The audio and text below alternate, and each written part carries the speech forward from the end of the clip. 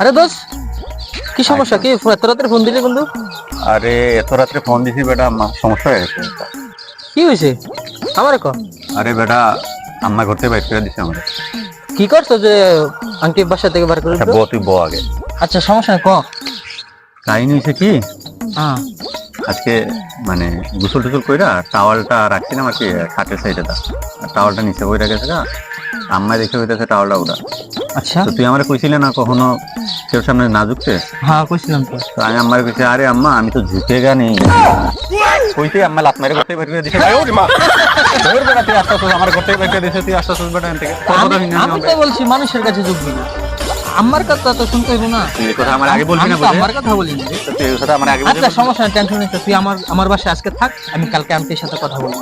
আচ্ছা চল, আজকে তোর বাসায় থাকুন, দেখি কালকে কি হয়। তোর বেটা আমার করতে দিছে ভাই। সমস্যা নেই, চিন্তা করিস না।